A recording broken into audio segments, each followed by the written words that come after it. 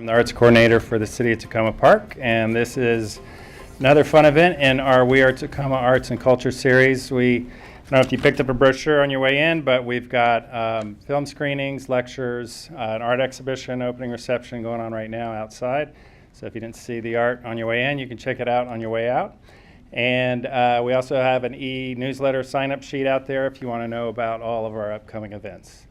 And so I'm now going to introduce our former Takoma Park Poet Laureate, Merrill Leffler, who's going to be doing the intros tonight for this third Thursday poetry reading. Thanks for coming.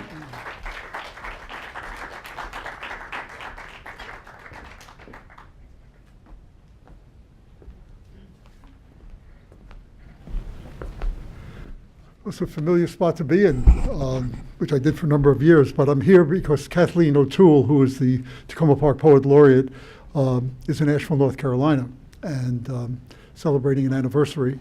So she asked if I would just step in for her. I'm really happy to welcome everybody on behalf of the City of Takoma Park and also the Arts and Humanities Council, which is a sponsor of this series, which has been going now, I think we're on 13 years. It was started by the first Poet Laureate of Takoma Park, Don Berger. So tonight we have 4 poets reading: Sara Burnett, Beth Hatem, Jonathan Katz, and Susan Okie. And I want to mention a couple of things. Afterwards we are going to have a reception, so I hope everyone will stay. We'll meet outside and speak with the poets and each other. And then also, this is getting ahead of the game, but next month, and it's in We Are Takoma, this little brochure. If you don't have one, you should pick one up. There'll be an open reading, and you don't have to sign up, just show up. And I hope you will, and bring friends. It can be a nice fest, and there'll be a reception after that. So one of the things that Brendan Smith has been doing is producing this lovely program. So that means I don't have to give you a biography, and you even have a sample of each poet's work, a small sample, and so I'm going to let them take the stage, and we'll go in the order that we have here: Sara Burnett, Beth, Jonathan, and Susan Okie. Okay? Sara, it's all yours.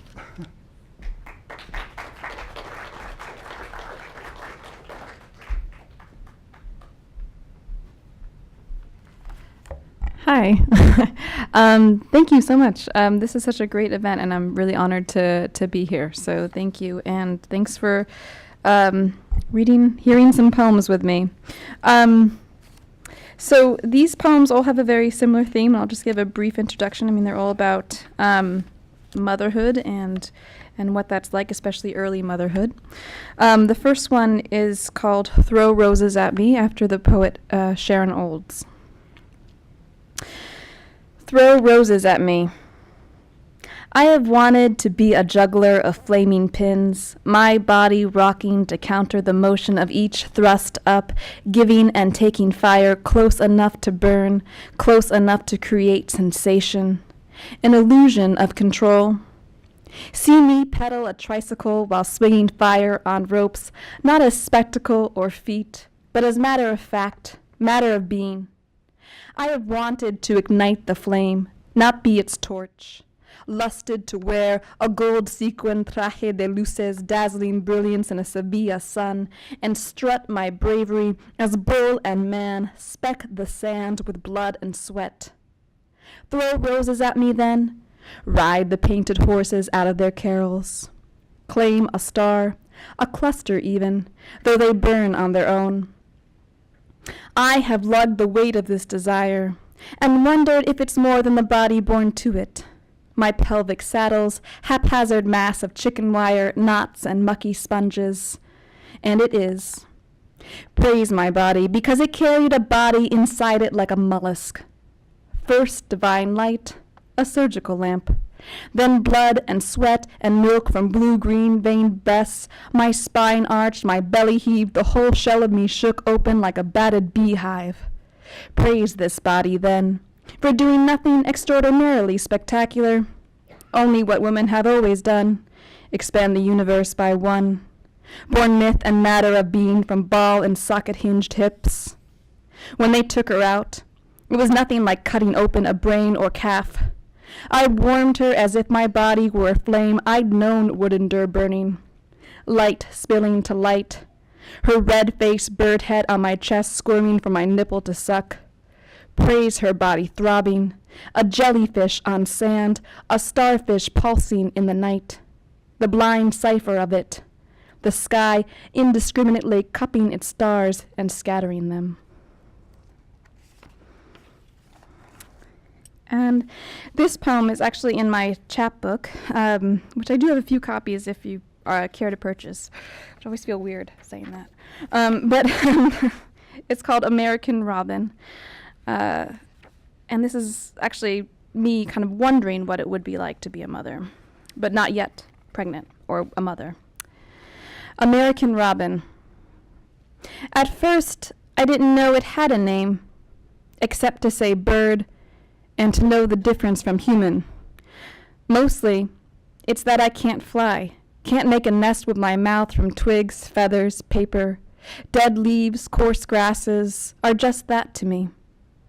I can't even begin to smear it all with mud to shape an oval, or to offer up blue eggs, then wait. Above, she's perched on a telephone wire, some worm or grub squirming from her beak, her young balanced in a nest resting on the cornice of my porch. 3 little necks stretch up, 3 heads bob down, then up, soft beaks open, such trust, unshakable belief in a world reduced to a blur of orange breasts coming and going, where only one song carries a melody worth listening for.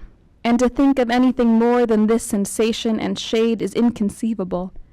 The broken light refracted through the leaves, and the leaves breaking with the wind, touching them without touch. Everything's of purpose, divine, as in the middle of a bud where a name is called and blooms, destined to bring forth the flower or the bird. And I can't even explain why I'm watching her feed her young, her offering, their taking, again and again, from one open mouth to another.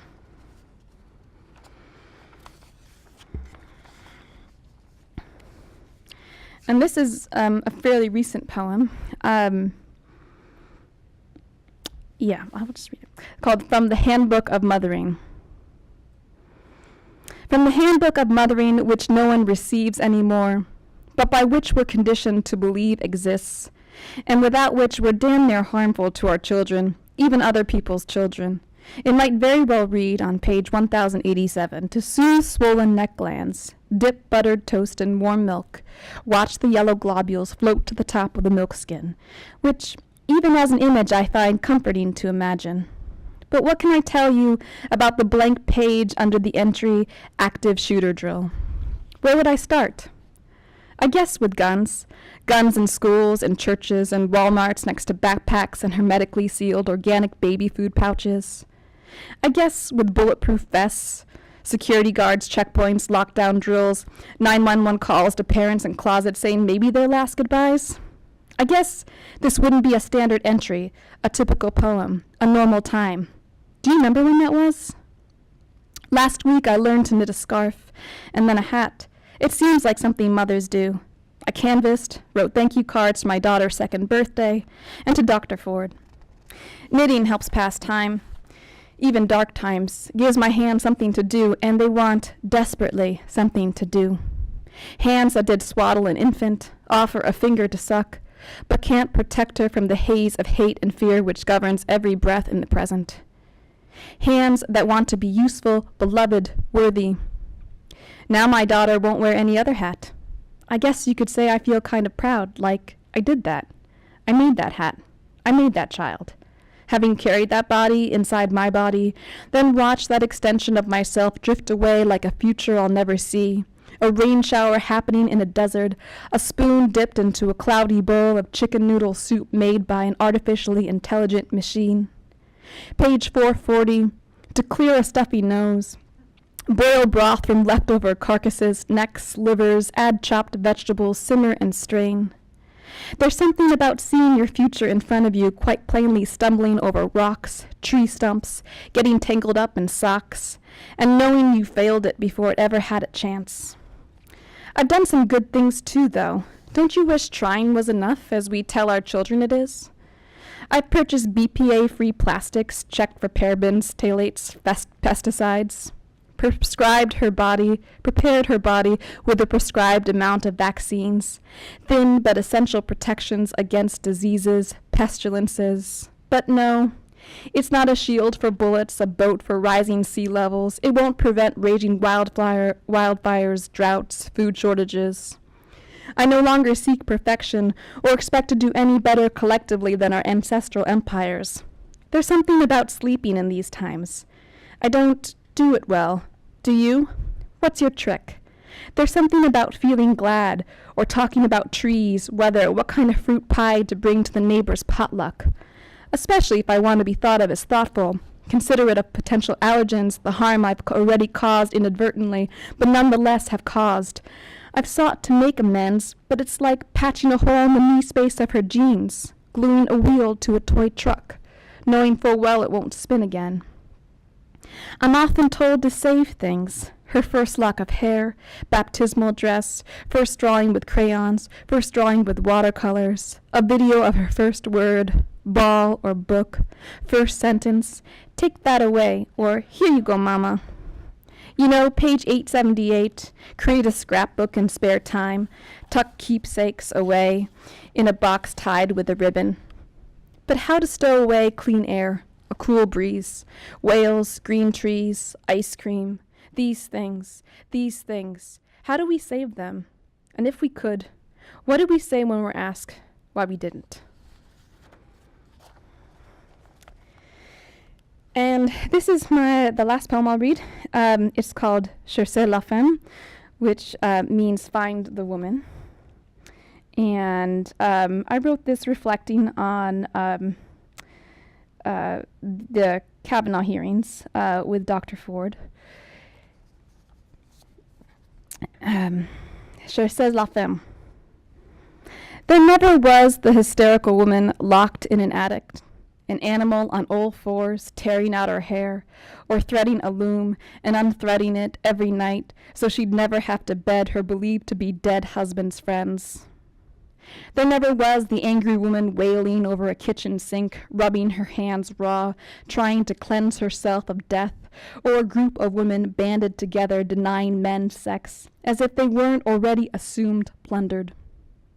There never was a black or red dress, a smoking gun, la femme fatale, cherchez la femme. There never was a willing muse, never a bruise, a blemish, a scar. There never was the woman sacrificed on an altar with goats to sanctify a city who thought she had it coming and they would be saved. There never was the woman who drowned herself mysteriously in a lake as if there was no cause for her nightmares. Never the Scarlet A, the prison break, the abortion clinic bust, a mob wielding pitchforks, the missed rent, stolen paycheck, burning pyres, the chant of lock her up. There never was that tower with a key, long strands of braided hair she could cut herself free from. There was the walk home, and every day the gauntlet of howlers, hollers, hoopla, the construction worker whistles, the can I get some fries with that shake, daddy's girls, teacher pet, stank liquor breath, unmerciful panic, unheard prayer, the silence after 1,000 doors slammed shut, slut. There was a blunt instrument, her body. There was an accident, her mouth. There never was the hysterical woman. There was the man, and he would not die, no matter how many times we cried, Father, no matter how many times he was swallowed in dirt, the earth just spit him back out.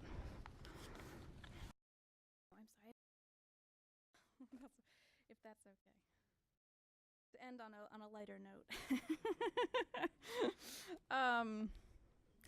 It's called Music Box. The music box in my childhood bedroom without its turnkey, flecked with gold maple leaves. Inside, its revolving pins, a song recorded on the tuned teeth of a steel comb. And just an hour ago, my baby's hot milk breath on my cheek as she screamed in my ear. That fleeting thought, it might go on like this forever, dancing in a dark room. And if it did, this grand exercise in denial, I embrace you. The way my neighbor planted mums in a tree stump. The way I scratched my initials in a trunk and drew a heart once with a plus sign. And my daughter, arms outstretched on the kitchen floor, as she learns we can walk away from each other. Honey, I won't be gone long. Two, as in a fairy tale, she stows away with comb and mirror and runs on stubby legs, laughing into a grove of trees. One hair's length away from my reach, the screen door snapping shut. And the key, didn't I have it once? And that's it. Thank you.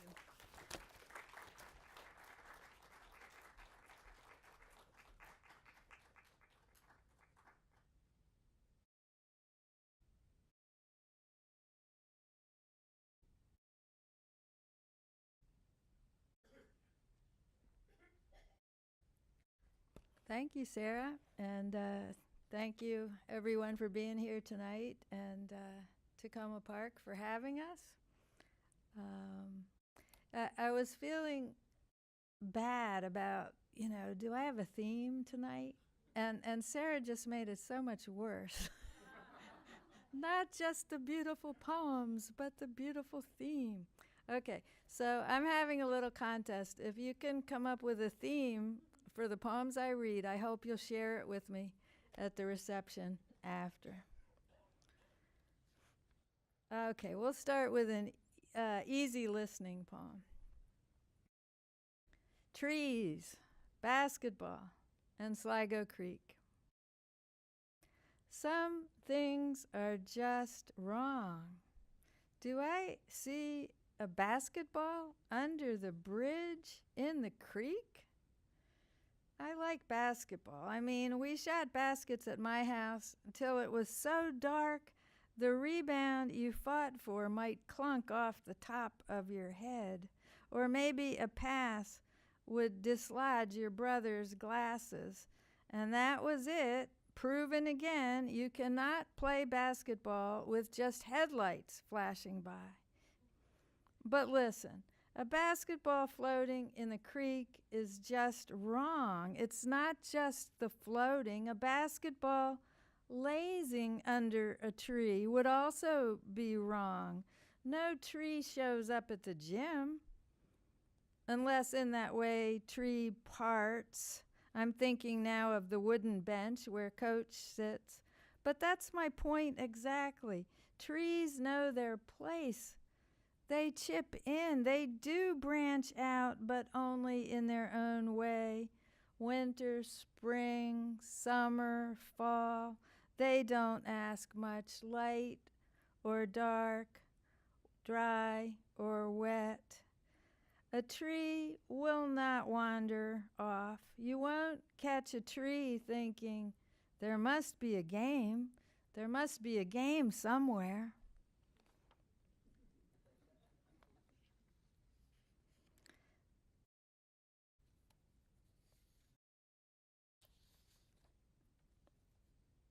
Did your parents meet online?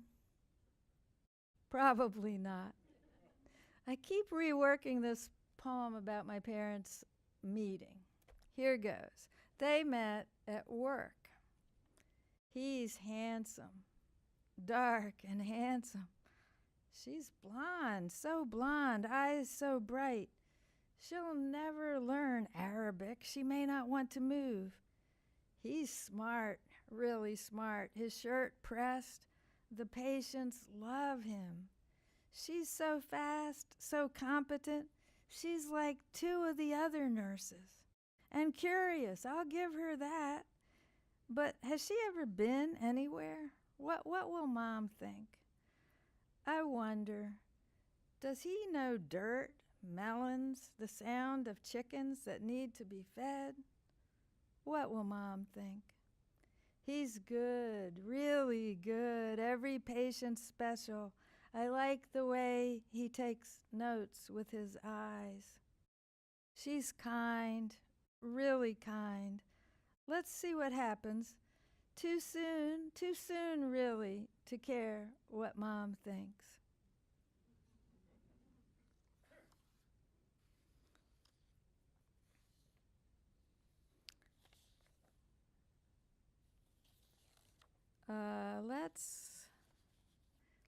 Let's go to drug fair. Dad is driving to drug fair.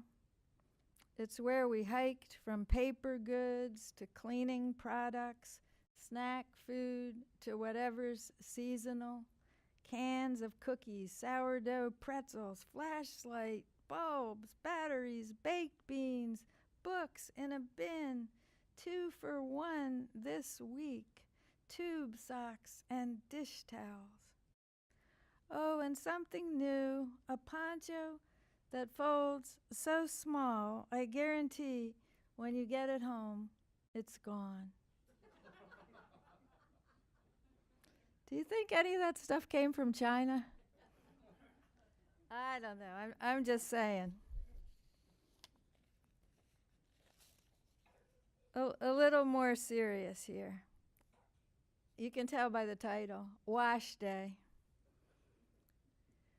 Your life lies heavy in your arms, your weary arms.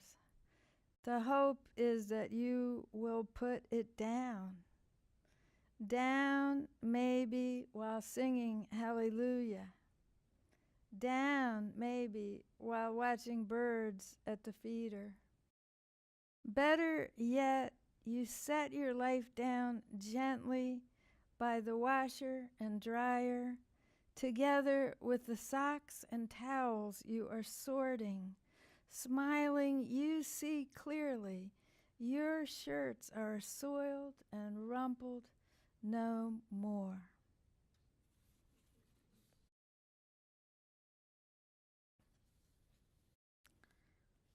I seem to be a little bit out of order here. What a world.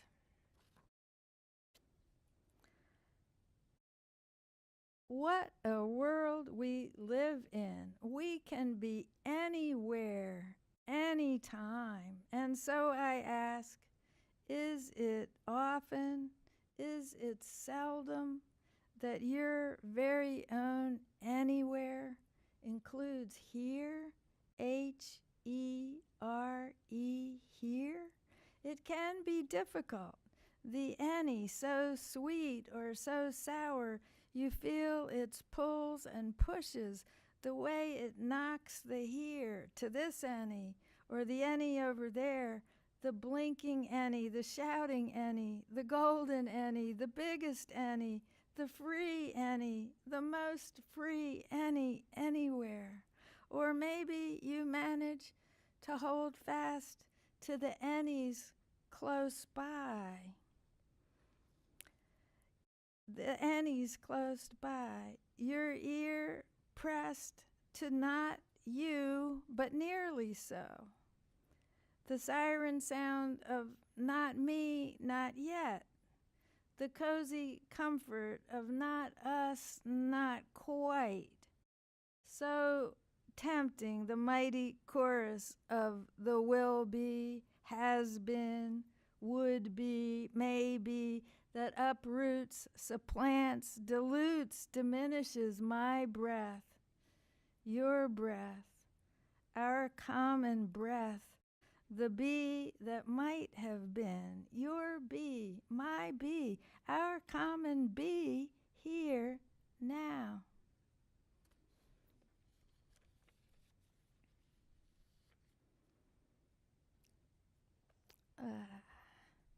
Slightly different version of the poem that's in your program, opposite the beautiful picture of Jonathan Katz.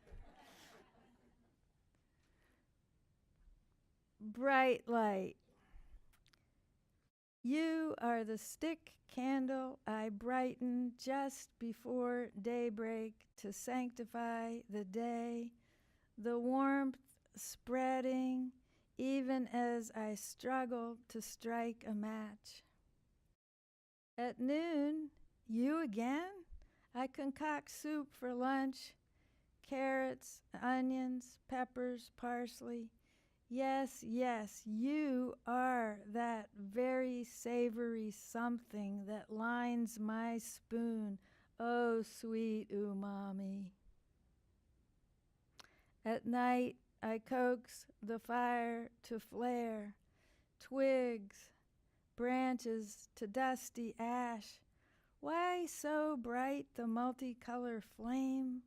Why so very warm this hearth? And when the moon is at its brightest, the house darkened, I feel you there, sitting sentry, whistling softly to keep your head erect, your bright eyes open.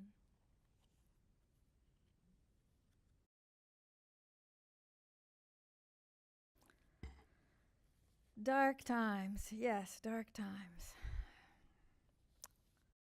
The news.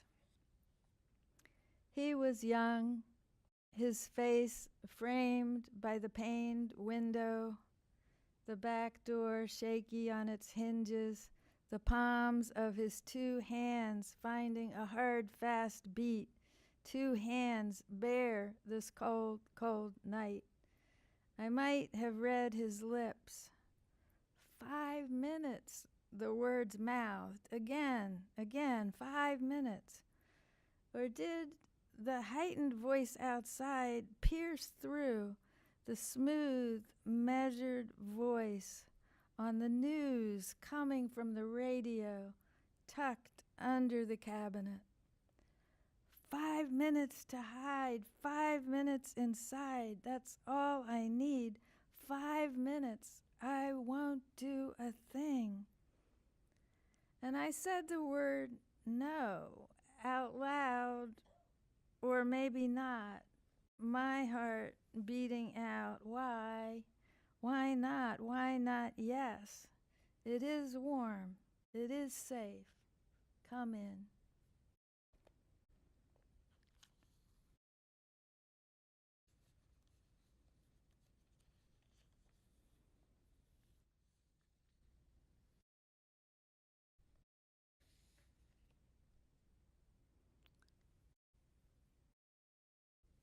Capital Me.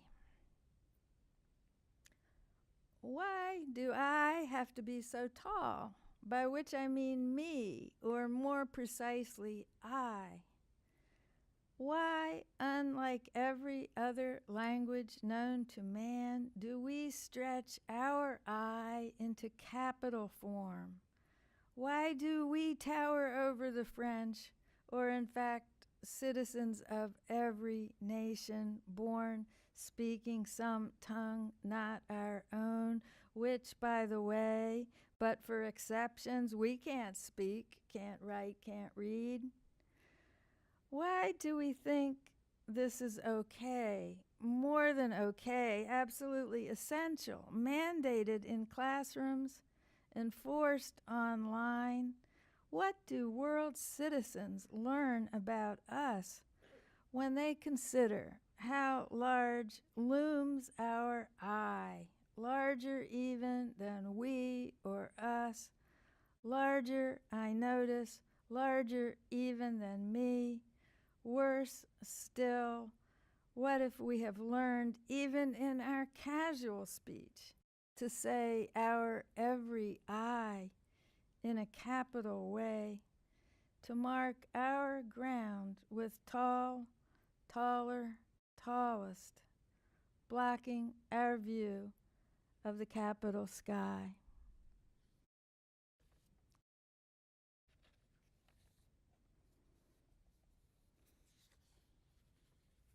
And I'll close with sort of an anthem, which I hope will lead to everyone going home and writing their anthem. Where I'm from the top of the bay, from my corner of the attic opposite my sister, from the room downstairs with sofas that moved around the room, from the table that always needed to be set, to be cleared, to be set again, from the yard out back, calling plays, fielding grounders, From the porch, a place to play when the rains came. I'm from ragu spaghetti sauce, from navel oranges, from coconut cake, from Pop-Tarts, from salad every supper, from gallons of milk, from broccoli and peas, from did you do your homework? I'm from Monopoly, from Pinochle, from Rummy, from racing around the porch, from long walks to Leffler's for licorice. No kidding, Leffler's. To long walks to Leffler's for licorice, for pretzel logs we pretended to smoke, from cracks in the sidewalk you wouldn't want to step on. I'm from the beech tree that overgrew the roof, that stretched across the street, fall days filled with raking and bagging. I'm from the fireplace that never got used, from Aunt Sally to Uncle Tanous, from City to Pop-Up and Mum-Mum, from a long line of wise guys and quipsters, from athletes and marathon readers, from Big Deal on campus to Who Do You Think You Are? I'm from St. Patrick's, from the State House, from half court to back court. I'm from the farm in Salisbury, the factory in Providence, the racetrack, the general store, the cousins in Beirut, the pot-bellied stove, the hospital down the street.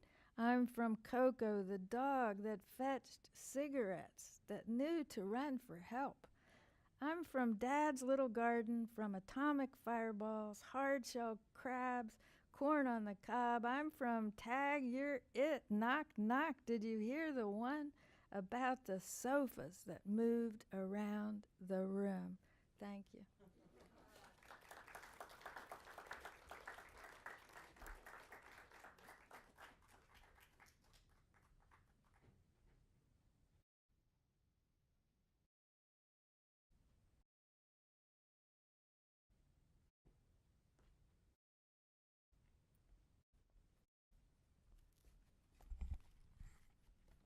Good evening. I'm Jonathan Katz, and I live in Takoma Park. And I want to add my thanks to everybody who makes this series possible. I benefit from it every third Thursday. Enjoy coming and hearing the poems of my neighbors. And every couple of years, have 15 minutes to introduce myself to you. So here are two poems from my first book called Love Undefined. And this one is about that moment when everything seems possible and losing control is not an issue. Manhattan Project. There is no air moving. You are looking at the deep red carpeting, the red alarm clock, the red chair, the red bedspread, each red strand of red wire in the red window screen is tense at its edges. I bomb your bourbon with a maraschino, letting go its carmine stem. You are thinking about ice cubes. Outside, trees are clutching leaves and waiting. Around our crystal tumblers' rims, a rosy red vermouth bouquet is rising. I say your name. Crows are calling. My finger moves along your cherry lips. Your breath is on my hands. You look up. A crow is flung away from its branch. The branch is bleeding. The sky is dark lime gelatin shimmering. All the world is about to spin. That was Manhattan Project. Here's High Noon, Long Island. All the empty shells hold C's that whisper, if you can, best leave the ones who want too much. Your voice whispers in return, becomes that stream we followed, over rocks, through ferns and fallen earthy cottonwood leaves, toads, silty pools, turtles, to the shady bank where you told me the other one you love is still a scarlet secret you believe your father does not know. You'd packed an hourglass, timed us in innumerable grains, made me so curious. But I have moved from where our Kansas was, have started over, lying on the beach, This Long Island sun being nothing like we knew. So easy. Close my eyes and I am lost in kissing someone I have found, the salty water on our mouths, our ears, and on our tongues, our glistening skin. Nearby a stream cuts to the ocean. Across the strand, I hear the breeze whisper through the sea grapevines and cattails. Your sand is everywhere.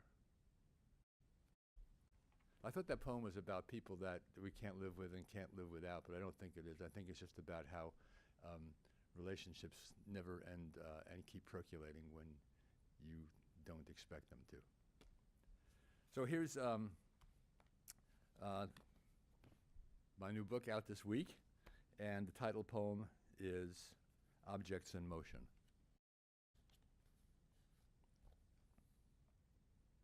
The barely perceptible hum I almost missed, the tiniest oscillation on the screen, was the dancing line of the first fireball returning. Time, as a tidal pool, became clear. How to stand quiet at its edge and look back in. And later, looking back in, it became easy to count every pulsar and nebula, asteroid and comet, moon and meteor. Not far from a field of corn on one planet, next to a car parked beneath the pinball sky, one person takes a small step forward into the arms of another. I think, from this distance, of their particulate image rolling out in waves, riding the seahorse photons, of the small step, of their arms unfolding, of their stepping again and again into comforting arms, the eternal momentum of objects in motion. And this poem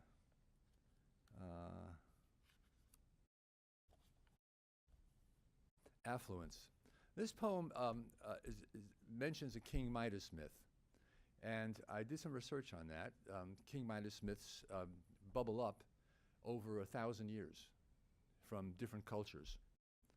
And one of them is about how King Midas judges a contest, a musical contest between the god Apollo and a faun, Pan. And he makes the impolitic decision that Pan's music is better, and Apollo punishes him by giving him ass's ears. And another myth that you're familiar with is he does a favor to Dionysus. Dionysus offers him a wish.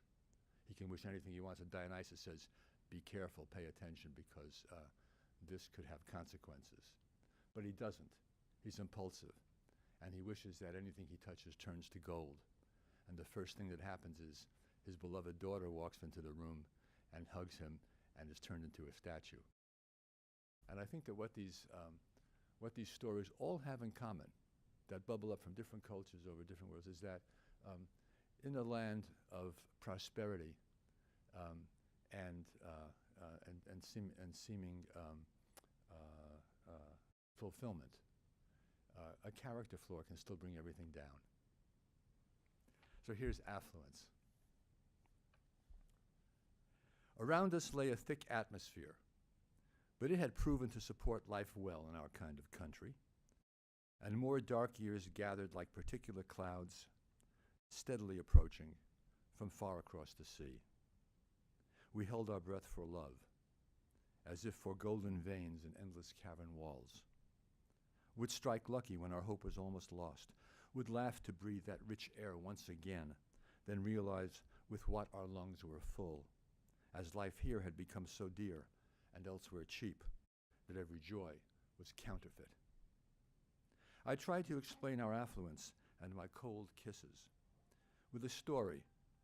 When King Midas was a sleeping baby, ants carried grains of wheat to his lips, and great wealth was prophesied for his nation. Orpheus, whose melodies made green trees and stones dance into the shape of cities, was his tutor. All this before he ruled himself the one just judge of music, before his dream of all things gold was granted by the gods, and he was gifted with the killing touch.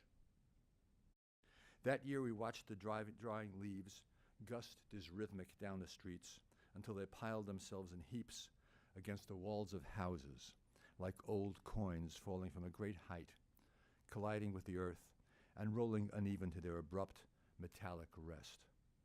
Our hearts volcanic seemed to dream, like rivers beating against floodgates.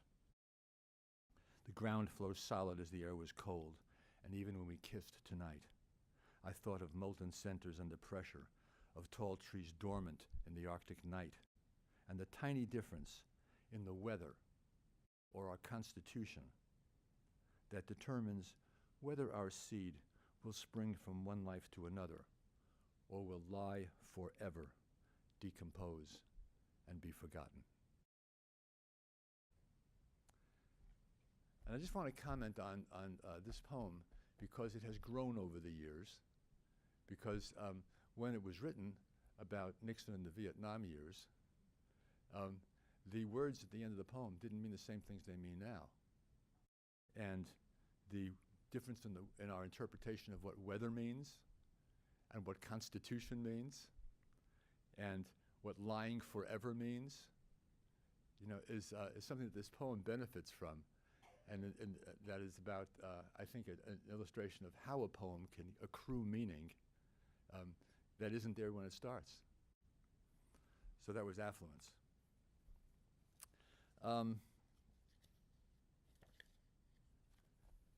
One of the things that you benefit from if you live in Takoma Park is that you are constantly invited to envision and shape your community. And this is a poem about that privilege that we have as Americans nationally and as people who live in this part of the country locally. It's called Cobblers. In Hungary, more than 100 years ago, my great-grandfather was a shoemaker, and he lived like a trapper in Idaho. Months for making, months for traveling, selling.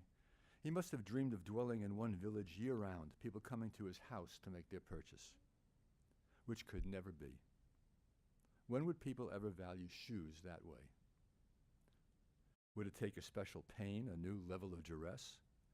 But what could be of more importance than imagining the shoe that's worth a voyage to possess? Think about the pair he made himself to wear for half a year of pulling a cart over what a road was then. He must have loved every part that made his feet feel they could manage where he was and get him through it all, not wear out sole or heel, and walk him home. Making each shoe individually with his own hands from the toughest hides.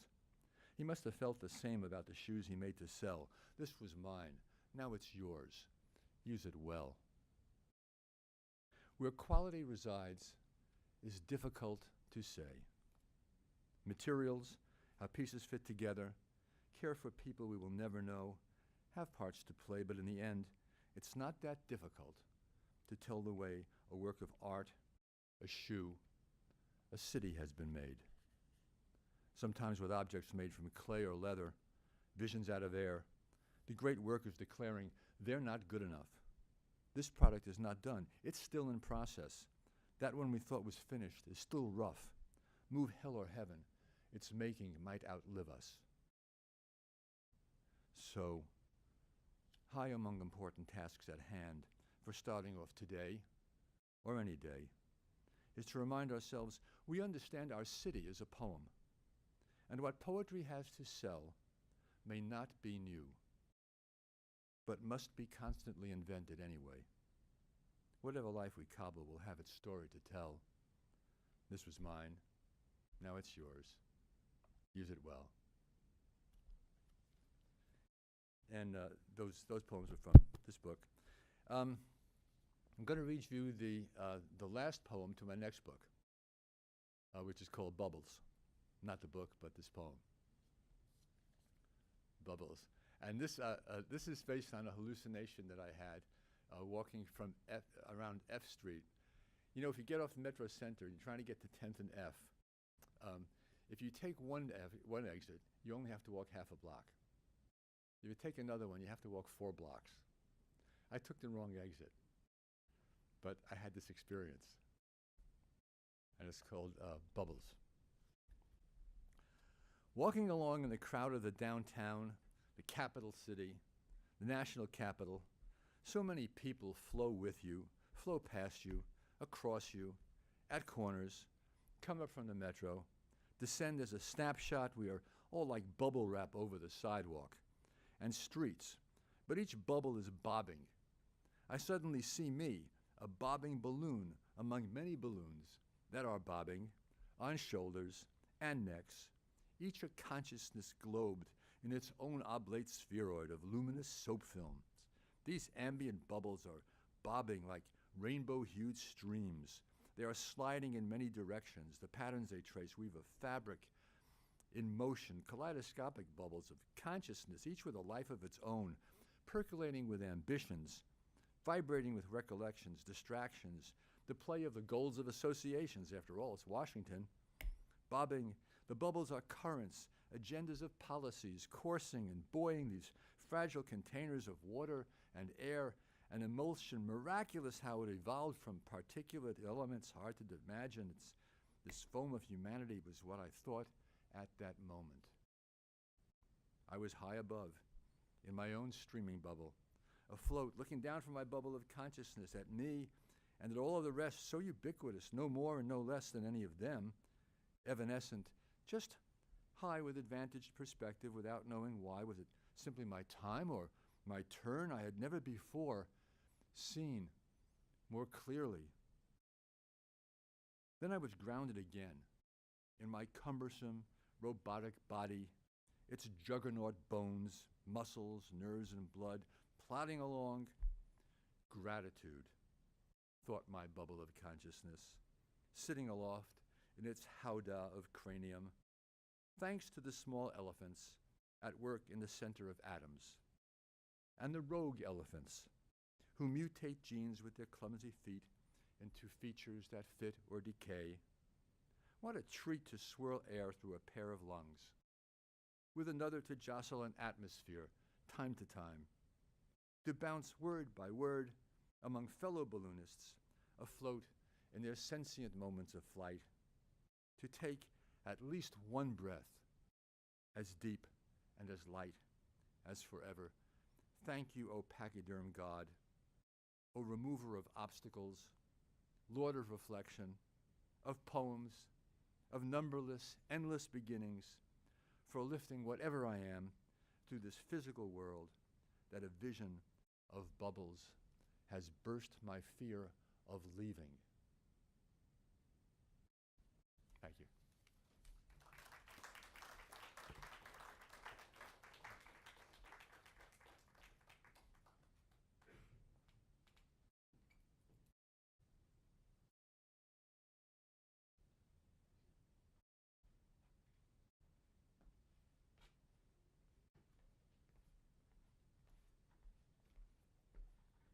Hi, everybody.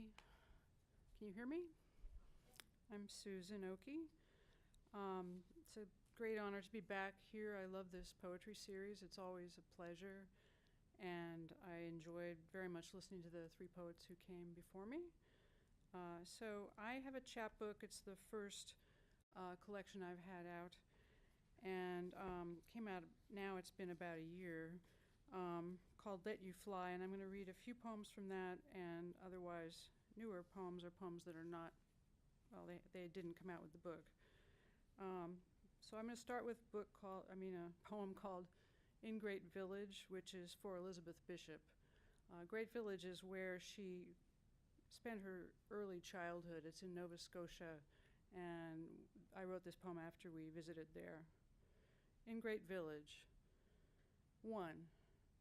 Did the hue of your walls, turquoise edging toward violet in some lights, tune your mind to color?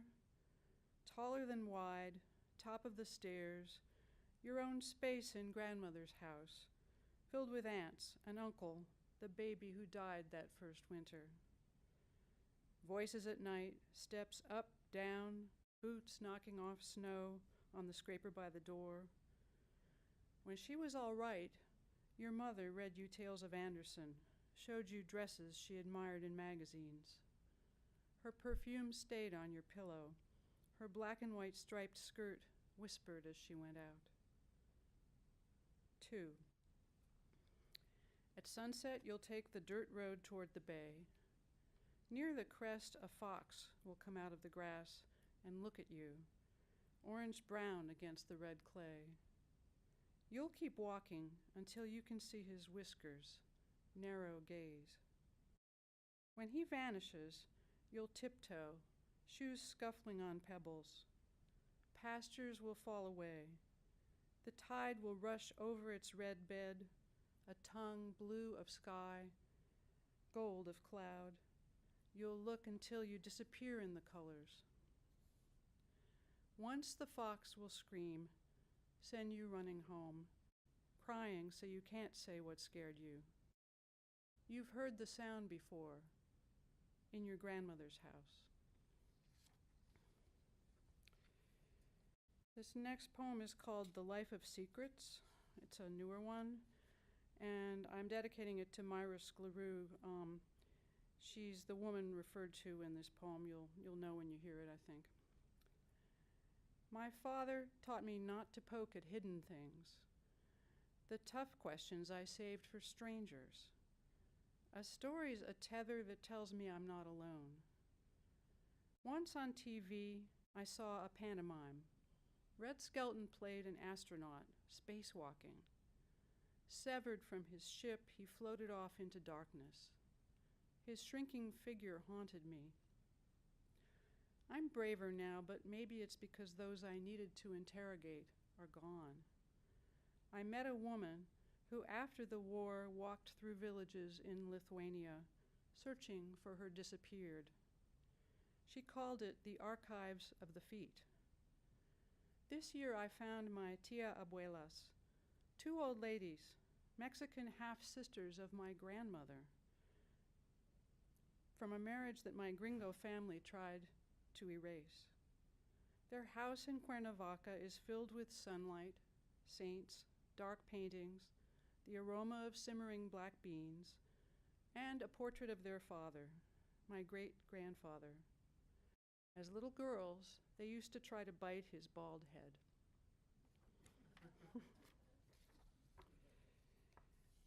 So this next one is called Auction Pony, and it comes from the chapbook. If you've been to Chincoteague, you know that in July the fire department, which runs the wild pony herd on Assateague, herds the ponies across to Chincoteague, to the town, and they sell off the extra foals so that they can keep the herd at a safe size. Auction Pony. She's not one of those who splay their feet and sink to the ground, trying to get away. She stands strong, slender legs under her, head erect on a long neck, looking at the crowd with a questioning eye. Palomino, with ragged spots of cream, shining in cloud-filtered light, owning her body. Forward in small, smooth steps into the arena, as if 2 strong men were not gripping her by the chest and haunches. Pretty as they come, booms the amplified voice of the auctioneer, who'll start the bidding at 1,000. Into the center they urge her, pivot her to face the faces, while another looks for bidders, shouts at a raised hand. The price climbs fast. She's tall, golden, all can sense her spirit. She can't know that beauty, heart, even that pale coat have marked her to become a broodmare on the refuge. Tomorrow, when other foals are loaded into trailers to learn about the bit for some child's pleasure, she'll wade into the channel with the wild herd, swim back to the island with her mother. And another one from the book. This I have to thank Merrill Leffler because he chose it to go on a metal poster for the Takoma Park Poetry Walk, and it's called Slippery. The hinge, crusted with mud, resists your effort, so you twist and saw, cut through the crack, turning a line into a mouth, helplessly opening. You pry the shells apart to show gray flesh glistening in its seawater, and you pass it to me. I tip the bed and slide the cold body onto my tongue, like the afterbirth of a mermaid, salty, so mellifluous that I swallow it whole. So I brought a newer poem, which is another oyster poem, and I thought I'd read it since it's kind of a response to Slippery. For my father. It takes a blunt-tipped, tapered knife to slide into the hinge and pop it open, work the buried tip around the edges, separate the halves. Opened, living muscle still connects flesh and shell. Light bathes the oyster as it clings, waiting for teeth to sweep it from its domed, sea-filled room.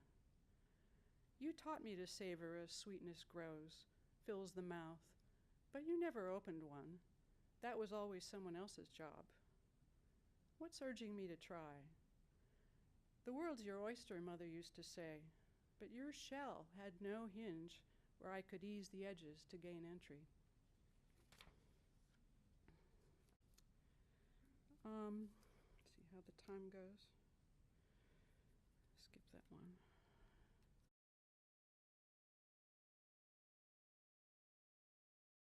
Our family, if I can get the pages apart, our family spent 3 years in Kenya. We went there when our children were 8 and 5, and we lived in Western Kenya on Lake Victoria. My husband was doing malaria research, and our kids went to a tiny international school, and it was a life-changing experience for all of us. So I'm going to read 3 poems about that. The rains begin in Western Kenya. All through the dry season, I swallow my tears. I don't sleep, eat without tasting, wander the house without seeing my children. Across the Atlantic, my mother has died. Melodies from Mozart's Requiem wind through my brain. One morning, the air tastes different, a rustle of wind. On the flame tree, scarlet blossoms ignite as if to burn the branches to ash. Out of nowhere, giant toads appear like stones, stick out their tongues to the sky. Night, thunder, a waterfall of rain. From the lake, columns of flying ants rise into the streaming sky, fly over marshes, villages, drop into the mouths of toads, dogs, children, fill everything that is empty. We had a housekeeper and babysitter named Judith for the 3 years we were there. She lived in a little house behind our house. Her kids came to visit, and this poem is called Housekeeping. The day I drove to find a maid for the new doctor, Judith sat behind me with a friend, her face shadowed, teeth flashing in my mirror, the sun in and out of clouds. Rainy season potholes cratered the ring road. Whenever I hit one, I had to ease the wheel out slow. From the back seat, Swahili jokes I didn't get, alto guffaws. We're talking of pregnancy, she said. Once they come out, you can't put them back in. That winter, when 3 of hers visited from school, it was my youngest who set the hedge on fire. His sobs, flames climbing the dry green. No answer at the firehouse, so I pushed the panic button to call a security truck. A pickup unloaded young men who tore off leafy branches, dipped them in a water bucket, beat the fire out. During the time that we were in Kenya, it was the early 90s, and AIDS and HIV were very prevalent in Western Kenya. The lake was a highway for cases to spread among Uganda, Kenya, Tanzania. And there were no AIDS drugs in Africa then. There were drugs for TB, but without AIDS drugs, people didn't have any immunity. So it was a very tough time there. This poem's called On Lake Victoria. Above small fish with gaping mouths we float, motor dead. The lake's warm as soup. Noon glare blinking off your glasses as you pull the starter cord. One water bottle between us, little fuel, no shade, no paddle, miles from shore. The villages with their rough-sawn fishing boats. Young men asleep in huts, AIDS melting their flesh. The lake a highway for fishermen, smugglers, viruses. And you in your frayed hat, trying to save the odd fish that live only here, a biologist without sample jars or aquarium. Your limbs grow thinner, but you pretend the weekend funerals have nothing to do with you. Shadow of a huge perch slips beneath the boat. The motor coughs, starts.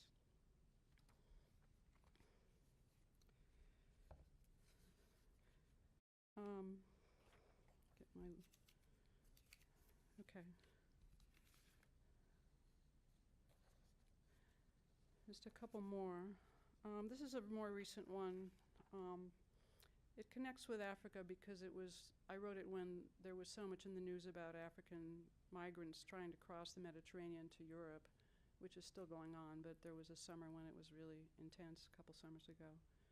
Seeing.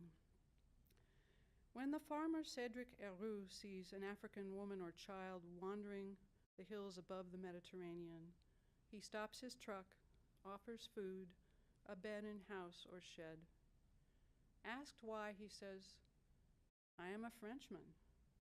At Cedric's trial in Nice for aiding immigrants, the prosecutor asks for 8 months.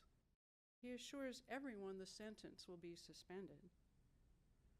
When in my white coat at the clinic, I see a woman in pain, I listen, touch her shoulder, order x-rays. When I see a woman with a sign in the cold by the traffic light, I squint to read, "Hungry, lost my job, 3 kids." The light changes and I drive on behind safety glass, wondering if the beggars at the crossing are desperate souls or racketeers or both. One day I tell myself, I'll park, walk back to speak with one.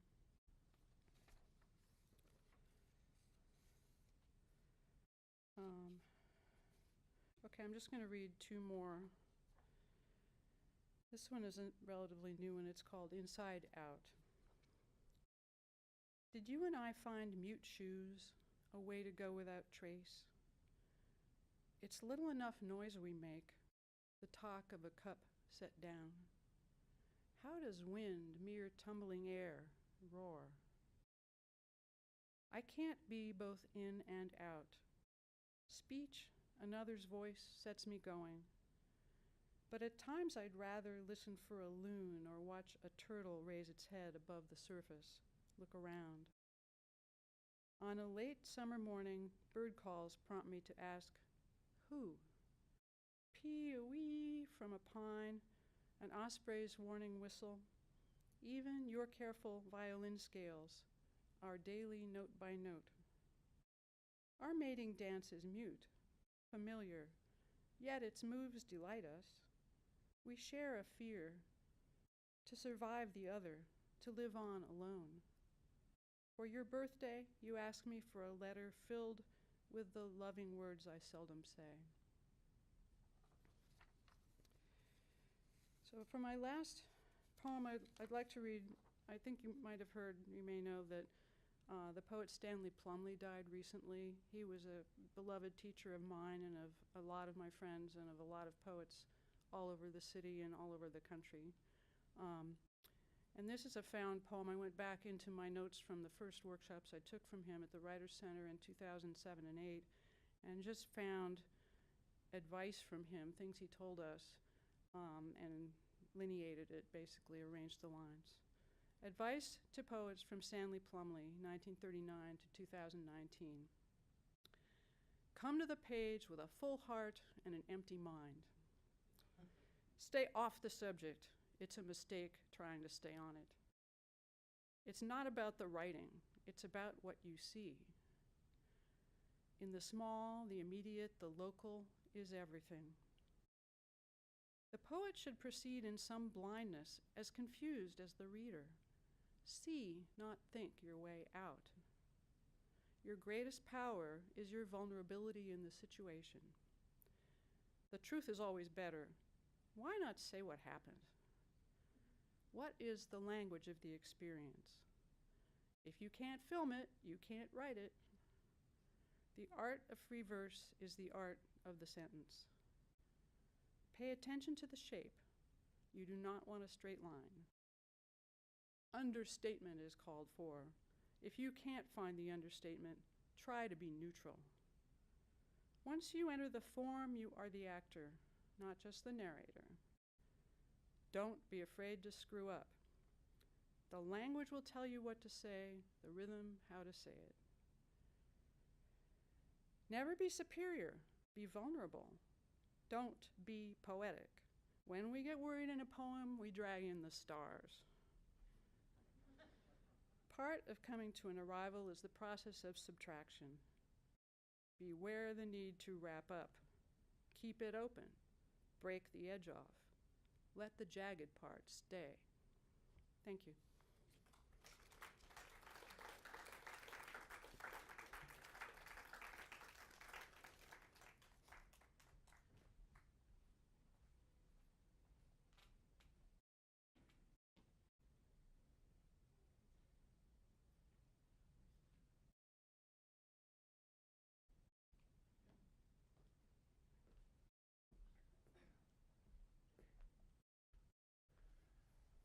Those lines from Stanley Plumley are a kind of a segue for me.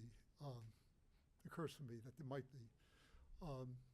I've stood up this podium for a number of years introducing poets, 3 and 4 poets at a time. And one of the things that we all experience is that we enter into a unique or distinctive poetic consciousness with each reader.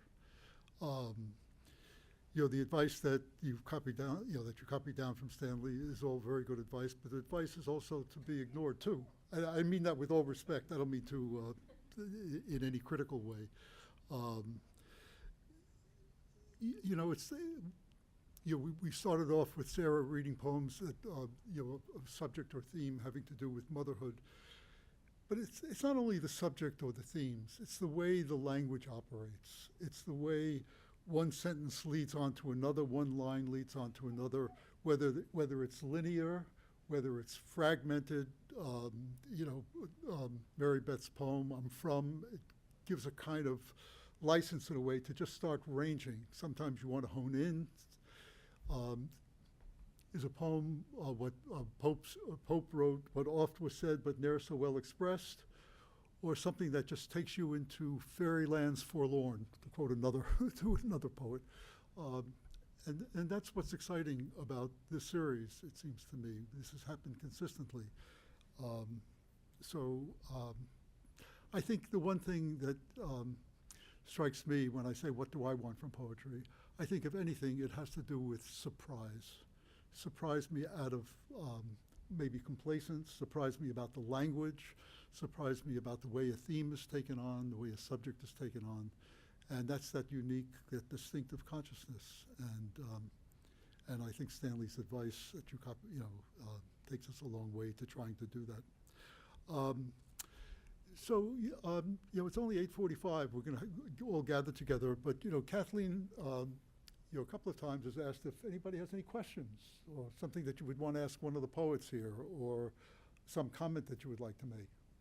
Anybody? This is not to put pressure on this. Okay. Well, in that case, no one is leaping up. So why don't we just give another hand to Sara Burnett and Mary Beth Hatem and Jonathan Katz and Susan Okie. I'll remind you that next month in June, the date is June 20th. There's an open poetry reading. As I said before, you don't have to sign up. Bring your friends, and it'll be a little fest. I think that would be fun. In the meantime, we'll gather. We have a little reception, a modest reception outside, and please, everybody, come on out. So thank you.